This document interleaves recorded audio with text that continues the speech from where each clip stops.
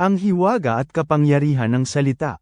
Ang salita ay hindi lamang simpleng tunog na lumalabas sa ating bibig, ito ay may taglay na kapangyarihang lumikha at bumago ng mundo. Sa katunayan, binigyang diin sa Juan Kapitulo 1 versikulo 1 ang kabanalan nito, sa pasimula ay ang salita, at ang salita ay kasama ng Diyos, at ang salita ay Diyos.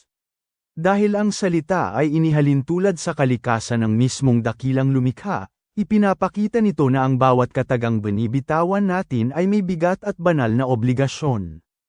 Hindi ito basta-basta, ito ay isang enerhiyang may kakayahang magbigay buhay. Ang dila, maliit ngunit makapangyarihan. Madalas sabihin na ang dila ang isa sa pinakamalambot na bahagi ng ating katawan. Wala itong buto, ngunit ang talas nito ay higit pa sa anumang espada.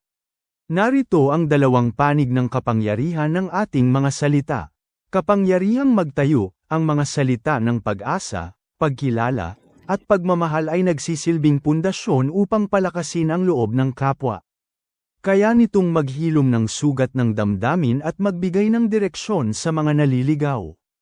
Kapangyarihang magwasak, sa kabilang banda, ang isang masakit na salita ay kayang gumuho ng tiwala at magwasak ng pagkatao na iningatan ng maraming taon. Ang sugat sa balat ay naghihilom, ngunit ang sugat mula sa matatalas na salita ay madalas na nag-iiwan ng pilat sa kaluluwa. Ang 7 huling wika, salita ng buhay sa gitna ng kamatayan. Ngayong Biyernes Santo, tatalikuran muna natin ang mga ingay at kaisipan ng tao. Sa halip, ituon natin ang ating buong pagkatao sa pakikinig sa mga salitang nagmula sa ating Panginoon habang siya ay nakapako sa krus ng Kalbaryo. Ito ang tinaguriang 7 huling wika, ang mga huling katagang binigkas ni Kristo bago niya isinuko ang kanyang espiritu. Ang hiwaga ng kanyang mga salita. Batid natin na ang bawat salitang namutawi sa bibig ng ating Panginoon ay hindi lamang impormasyon, kundi espiritu at buhay. Kahit sa mga sandaling siya ay nasa pintuan na ng kamatayan at dumanas ng matinding paghihirap, hindi siya nanatiling tahimik. Sa gitna ng kanyang paghihingalo, nagawa pa rin niyang mag-iwan ng mga aral na magsisilbing gabay at liwanag sa atin. Bakit ito mahalaga? Ang mga salitang ito ay hindi lamang bunga ng kanyang pisikal na sakit, kundi manifestasyon ng kanyang banal na misyon. Bunga ng pag-ibig, ang kanyang mga salita ay hindi naglalaman ng puot sa kanyang mga kaaway, kundi kapatawaran at malasakit. Katuparan ng kasulatan, bawat kataga ay patunay na siya ang ipinangakong Mesiyas na magliligtas sa sangkatauhan. Pamana sa sangkatauhan, ang mga salitang ito ay nagsisilbing tulay upang maunawaan natin ang lalim ng kanyang sakripisyo at ang tindi ng pag-ibig ng Ama. Sa ilalim ng init ng araw at sa bigat ng krus, ang bawat hiningang ginamit niya upang magsalita ay isang regalo. Ito ay mga salitang namutawi mula sa pusong handang mamatay upang tayo ay mabuhay. Sa ating paggunita, naway ang 7 huling wika ay hindi lamang maging bahagi ng tradisyon, kundi maging buhay na lakas na magpapabago sa ating mga puso. Narito ang 7 huling wika ng ating Panginoon. Una. Ang unang salita, pagpapatawad. Ama, patawarin mo sila, sapagkat hindi nila nalalaman ang kanilang ginagawa. Lucas Kapitulo 23 versikulo 34. Kahulugan, ito ay panalangin ni Jesus para sa mga taong nagpako sa kanya. Aral, ipinapakita nito na ang tunay na pag-ibig ay nagsisimula sa pagpapatawad, kahit sa mga taong nakasakit sa atin ng lubos. Ikalawa. Ang ikalawang salita, kaligtasan. Katotohanang sinasabi ko sa iyo, ngayon di ikakasama kita sa paraiso. Lucas Kapitulo 23 versikulo 43. Kahulugan, ang pangako ng kaligtasan sa isang magnanakaw na nagsisi sa tabi ng kanyang krus. Aral, walang sinuman ang huli na para sa habag ng Diyos, basta't may pagsisisi, may bukas na pintuan sa langit. Ikatlo. Ang ikatlong salita, pagkalinga. Babae, narito ang iyong anak.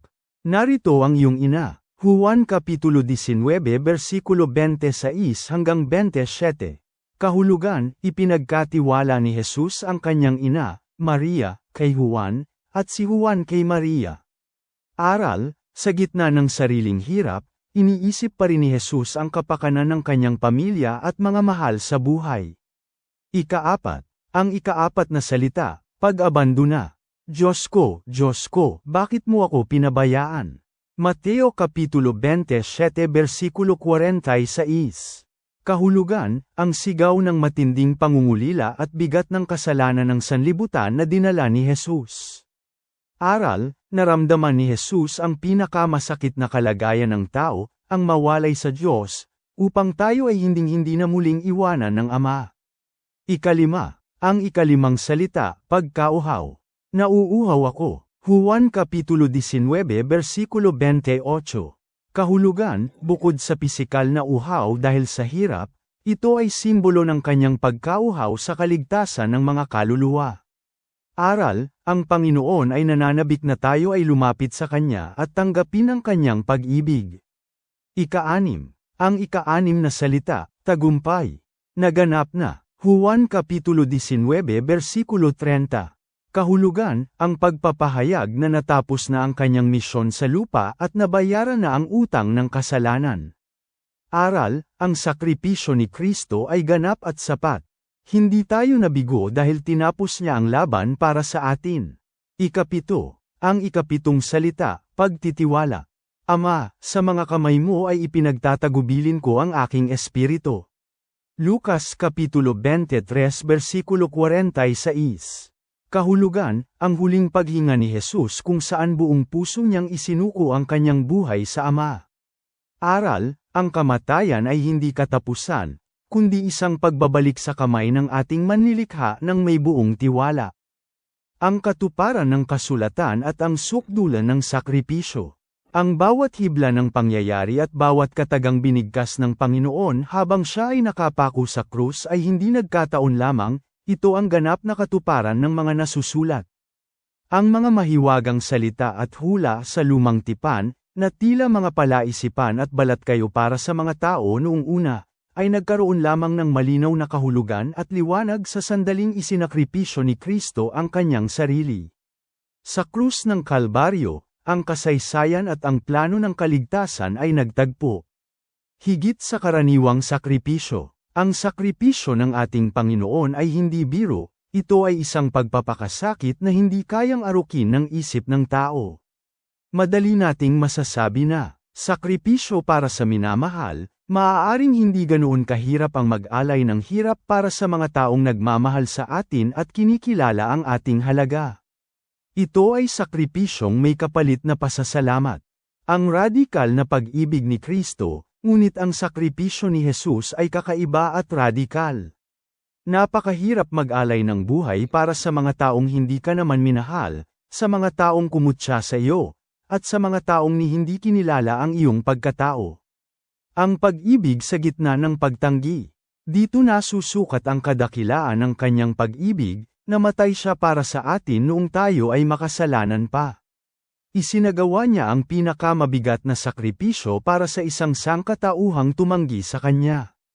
Ang krus ay nagsisilbing walang hanggang paalala na ang pag-ibig ng Diyos ay hindi nakadepende sa ating kabutihan, kundi sa kanyang dakilang biyaya na naglalayong bawiin tayo mula sa dilim, kilalanin man natin siya o hindi. Sa ating pagtatapos, naway hindi lamang manatili sa ating mga isipan ang mga salitang ating tinalakay, kundi bumaon ito ng malalim sa ating mga puso. Ang 7 huling wika ay hindi lamang kasaysayan ng isang taong naghihirap, ito ay ang mapagpalayang tinig ng Diyos na umaabot sa atin hanggang sa kasalukuyan. Ngayong Biyernes Santo, habang tayo ay nagninilay sa paanan ng krus, tanungin natin ang ating sarili. Paano natin gagamitin ang ating sariling mga salita? Handa rin ba tayong magsakripisyo para sa kapayapaan at pag-ibig, kahit tayo ay hindi kilalanin? Ang sakripisyo ni Kristo ay ganap na. Tapos na ang kanyang bahagi, ang hamon ngayon ay nasa ating mga kamay, na isabuhay ang pag-ibig na kanyang ipinamalas. Naway maging buhay na saksi tayo ng kanyang mga salita, hindi lamang sa ating mga labi, kundi sa bawat kilos at gawa. Maraming salamat at magkaroon tayo ng isang mapagnilay at banal na Biyernes Santo.